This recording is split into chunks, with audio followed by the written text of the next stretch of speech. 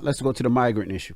Yes, sir. Which everybody wants to label. Whenever you talk about what the black activists in Chicago are going through, or whenever you talk about what black people here in New York are complaining about, they'll say, that's MAGA messaging. How is it MAGA messaging? It's not MAGA messaging. Listen, the bottom line is when Joe Biden got elected, he said he wanted to fast track 4 million undocumented residents to full citizenship.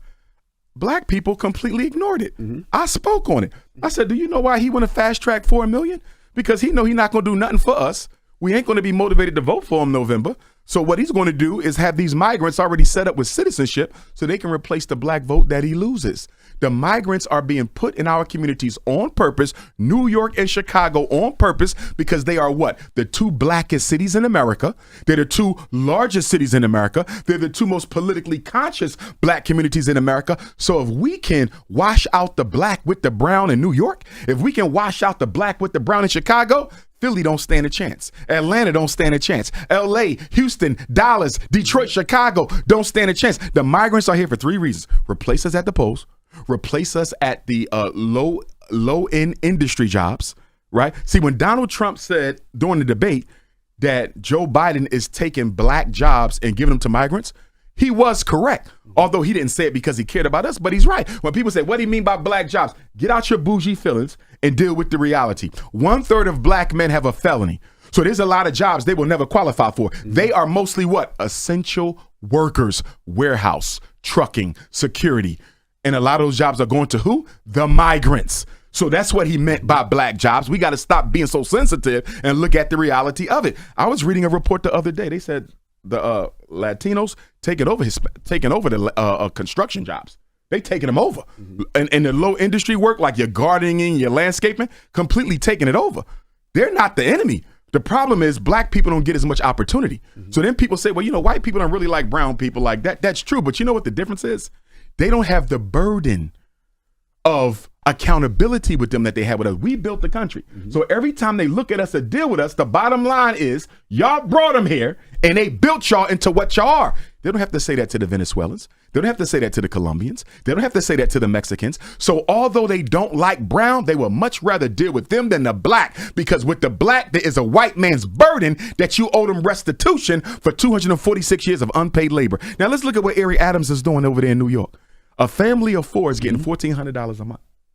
$1,400 a month. Do you know that that's more than what some of the veterans are getting with a child? They're getting more money than veterans who served in the military. Damn. Not only that, they're getting free food stamps, free child care, and permanent housing. Although New York City has a black homelessness rate no less than 35%. So you got black people who pay taxes living on the street, and you got migrants who ain't paid a single tax in their life eating and living better than the black people who built the country. If I was talking to Eric Adams and Brandon Johnson of Chicago, I would ask them something. What is the Democratic Party giving you guys that you're willing to sacrifice your political future to push this migrant agenda? Because I don't see how they get reelected by black folks. I don't see how. And if your city goes to the migrants, you can best believe the migrants ain't electing no black person to mayorship. So you're literally dying on your sword for the Democratic Party. Do you know that New York City has spent $1.5 billion on the migrant crisis so far? It's projected that this year, 2023 was $1.5 billion to take care of the migrants. $1.5 billion. 2024 and 2025, they said it will cost New York City $9 billion.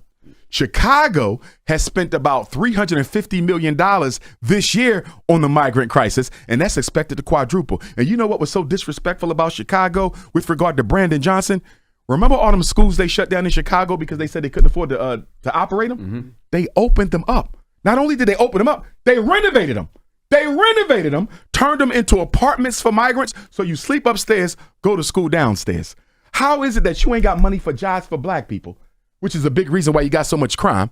You got all these homeless black people in Chicago, but you can take care of the migrants before you take care of black people. And that's why I'm hoping that Black Chicago organizes, just like co-founder of the Black Panther Party, Bobby Seale did at the 1968 Democratic National Convention in Chicago. Bobby Seale turned up and turned it out with the Black Panthers. I hope Chicago doesn't let President Biden and Vice President Harris come there, because you know the Democratic National Convention is in Chicago, right? August 19th through August the 21st. I hope Black Chicago don't let the Democrats come to your city where they have bred this migrant crisis and y'all don't do nothing about it. And I'm going to tell you who else needs to stand up and show out. Milwaukee. Even though they don't have a migrant crisis like Chicago and New York, the Republican convention is in Milwaukee next Monday, this coming Monday. And guess what? Milwaukee, Black people are the largest ethnic group. Unlike Chicago, it's white, Hispanic, Black. Milwaukee is Black, white, Hispanic. But guess what? Milwaukee has one of the worst Black male graduation rates in America. So I'm hoping that Black Wisconsin goes to that Republican National Convention and exercise their First Amendment rights to peacefully assemble and protest. But don't let them come to your city after causing all these problems and let them leave without them hearing from you. They are replacing us. America, if they can do it, they're going to purge Black people with brown. Why do you think the New York regents, did you see that they said they're going to stop requiring the regents examination to get your high school diploma in New York? Is it that convenient? All of a sudden we get a migrant crisis in New York and now you don't have to pass the regents no more. You know why? Because we got to make sure the migrants take all the jobs from Black folks. They're already taking over the social services. They dominated the social services. If you Black and hungry and need some food, too late. The migrants got it. Same thing in Chicago. You Black and hungry, need some food, need a job, the migrants got it. I'm trying to understand how Eric Adams and Brandon Johnson can hand out all these work permits when you got all these unemployed Black men. Half of Black men in New York unemployed. Half of Black men in Chicago unemployed. But you got migrants getting jobs. You're holding job fairs for migrants. You're giving out job passes for migrants. And you know, because of the election fraud, if you got a work permit, it ain't that hard to get a voting registration permit. But I got a question for Eric Adams. Did y'all see he said that he was thinking about staffing the pools during the summer with migrants because they're good swimmers? Right. 40% of Black teens, 15 to 24, that age group, are unemployed in New York. Mayor Eric Adams, how you going to give the lifeguard jobs to the migrants when half your Black kids ain't got no job? Don't you think you should start with the children of the Black people who pay taxes? I really don't understand them too. I do kind of feel sorry for them. Maybe feel like Black people can't swim. He's buying into that stereotype. Put some money out there. We're going to swim. We'll learn. But my thing is, I know they know what they're doing isn't good for their political future. The only thing I can think of is they're too afraid to tell the Democratic National Machine that I'm not going to go along with this because, you know, they can destroy them. I really think they're being forced to sacrifice their career in order to purge their own people from the two largest cities. Yes,